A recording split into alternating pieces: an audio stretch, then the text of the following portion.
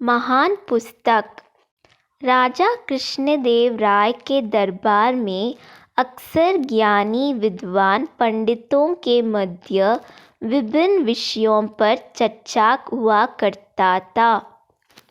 समय समय पर विभिन्न राज्यों से भी विद्वान पुरुष दरबार में आते और अपने ज्ञान का परिचय देते थे।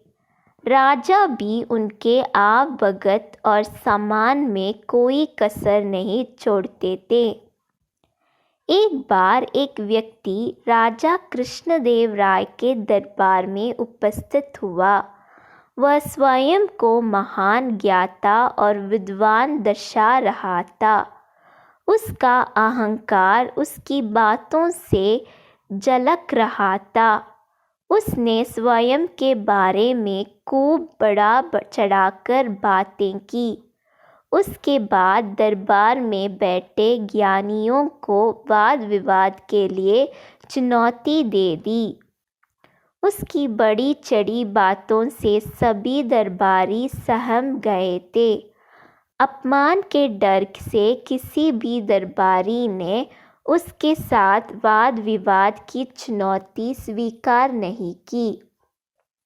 ऐसे में राजा ने तेनालीराम की ओर देखा तो तेनालीराम अपने स्थान से उठा खड़ा हुआ। वह विद्वान को प्रणाम करते हुए बोला, महाशय, मैं आपके साथ वाद विवाद के लिए तैयार हूँ। कल ठीक इसी समय मैं आपसे राज दरबार में भेंट करता हूँ। अगले दिन पूरा राज दरबार भरा हुआ था।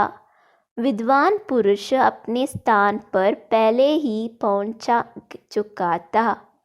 बस सबको तेनालीराम की प्रतीक्षा थी। कुछ ही देर में सबकी प्रतीक्षा समाप्त हुई और तेनालीराम दरबार में उपस्थित हुआ। तेनालीराम राजा को प्रणाम कर वाद विवाद हेतु नियत स्थान पर विद्वान के समक्ष बैठ गया।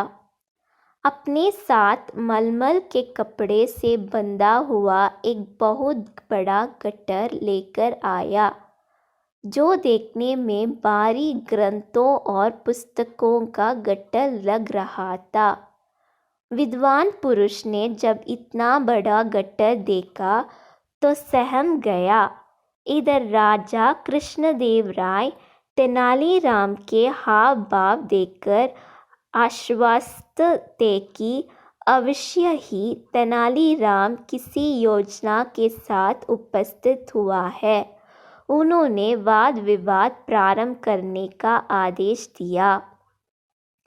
आदेश पाते ही तेनालीराम विद्वान से बोला, महाशय, आपके ज्ञान और विद्वता के बारे में मैंने बहुत कुछ सुना है, इसलिए मैं ये महान पुस्तक लेकर आया हूँ। आइए इस पुस्तक में लिखित विषयों पर वाद विवाद करें। पुस्तक देख पहले से ही सहम में विद्वान पुरुष ने पूछा, क्या मैं इस महान पुस्तक का नाम जान सकता हूँ? अवश्य, इस पुस्तक का नाम है तिलस्ता महिषाबंधन। तेनालीराम ने बोला।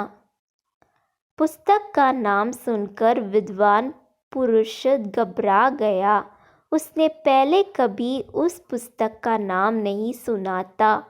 वह सोचने लगा कि इस पुस्तक का तो मैंने नाम तक नहीं सुना है। इस पर लिखित विषयों पर मैं कैसे चर्चा कर पाऊंगा? वह तेनालीराम से बोला, यह तो बहुत उच्च कोटि की पुस्तक प्रतीत होती है। इस पर चर्चा करने मुझे बहुत प्रसन्नता होगी, किंतु आज मेरा स्वास्थ्य ठीक नहीं है।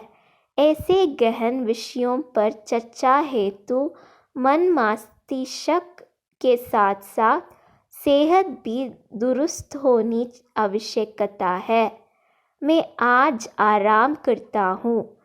कल इस पुस्तक पर स्वस्थ मन मस्तिष्क से चर्चा करेंगे।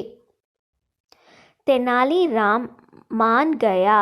अगले दिन वह नियत समय पर अपना गट्टर लिए पुनः राज दरबार में पहुंचा, किंतु विद्वान पुरुष का कोई अता पता नहीं था। बहुत देर प्रतीक्षा करने के बाद भी वह उपस्थित नहीं हुआ। वाद विवाद में हार जाने के डर से वह नगर से भाग चुका था। राजा सहित सभी दरबारी चकित थे कि ऐसी कौन सी पुस्तक तेनालीराम ले आया जिसके डर से स्वयं को महान ज्ञाता बताने वाला भाग गया। राजा ने पूछा, तेनाली, बताओ तो सही, ये कौन सी महान पुस्तक है? मैंने भी आज से पहले कभी इस पुस्तक का नाम नहीं सुना है। तेनालीराम मुस्कुराते हुए बोला, महाराज, ये कोई महान पुस्तक नहीं है। मैंने ही इसका नाम तीक्ष्णता महिषाबंदन रख दिया है। इसका अर्थ तो बताओ तेनाली। राजा बोले, महाराज, तीक्ष्णता का अर्थ है शीशा की सूखी लकड़ियाँ। महिषाबंदन का अर्थ है भैंसों को बांधने की रस्सी। इस गट्टर में वास्तव में शीशाम को सूखी लकड़ियाँ हैं जो भैंसों को बांधने वाले रस्सी से बंधी हुई है। मैंने इसे मलमल के कपड़े में कुछ इस तरह लपेट कर ले आया था कि देखने में यह पुस्तक जैसे लगे। तेनालीराम मुस्कुराते हुए बोला।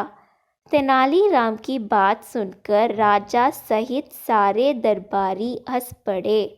इस प्रकार तेनालीराम ने अपनी बुद्धिमत्ता से एक अहंकारी विद्वान के समक्ष अपने नगर का सम्मान बचा लिया। राजा ने प्रसन्न होकर तेनालीराम को ढेरों उपहार दिए।